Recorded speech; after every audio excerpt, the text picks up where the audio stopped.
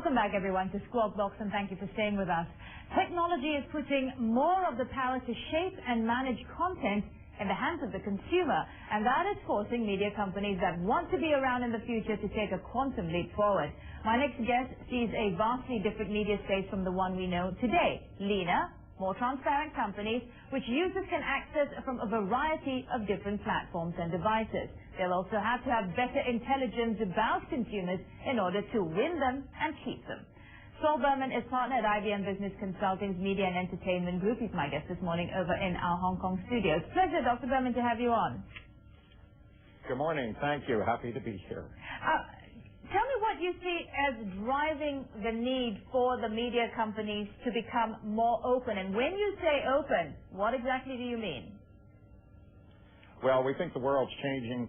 It's evolving, but it's changing rather dramatically. We're seeing changes both in technology in terms of moving from analog to digital, and we're seeing changes in consumer immersion into the content and participation with the content. We think the successful media company of the future, based on our research at IBM Business Consulting Services, as we help our clients with strategy and technology, is to understand in the future they must be open on the inside and open on the outside. Open in the inside means they need to open up their platforms, they need to open up their architecture, they need to open up standards of software so they can interchange with their own archives of information and their business partners. Open on the outside, meaning they must open up their content reservoirs, as some are beginning to do, to the end consumer or their business affiliates and broadcast partners, thus enabling the consumer to immerse themselves in the content, select the content in the way they want, and use it in the way they want. So increasingly we see a fragmentation of the marketplace and a challenge for the media companies, and yet a great opportunity at the same time. Okay, let me ask you this. Right now, when we look at media companies and we analyze their revenue streams, it all seems very clear-cut. But what you're talking about seems to be a lot more complicated. How significantly does this affect the revenue stream? Do you see more money coming in from less entities, less money coming in from more different entities?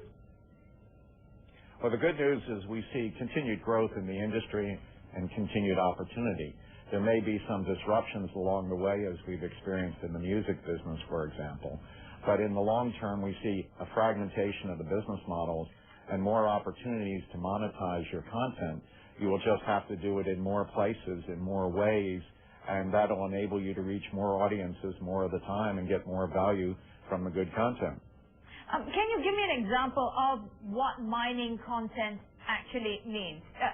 You're talking really about the existing content you repackage, you redistribute. Is that really it? Well, for many years in the media and entertainment industries, we've been able to repackage content for new devices and be able to use it again and sell it again. However, we see ways now that you can repurpose the content in terms of the individual bits or pieces of content, as well as the traditional linear full-form content. So, for example, today in the music industry, we sell the album and we sell the track digitally, but the music companies are actually making more money from a portion of the track, which is the digital download of a ringtone today, than they are making from the download of an entire song. They also can put their archives, their digital archives up online, and in some cases they're experimenting with charging a premium for those digital archives. And they can also take, if you will, pre-release content and put that up online, and they've been experimenting with charging a premium for that. So that you're able to sell the traditional form of the content, you're also able to sell more of it, and you're also able to sell pieces of it. In the future, we expect you'll be able to download art from an album cover, for example, and have that as a download on your cell phone as well. And so if you were to call me, I might have a particular artist that I identify with you, and that picture would come up when you call me. Now, interesting. Very quickly, because I don't have a lot of time here, but what you were saying about companies becoming more open seems to be a little bit at odds with what we hear from the likes of my earlier guest from HBO, and that is the technology that they are putting in place to prevent, and rightly so, being ripped off digitally. But if the consumer is going to be, as you say, in charge, then you have these ideas of, these one-time, you have a one-shot basically at downloading something onto your TiVo that you want to watch later. But how then does this consumer able to basically play around with the content that they feel that they paid for?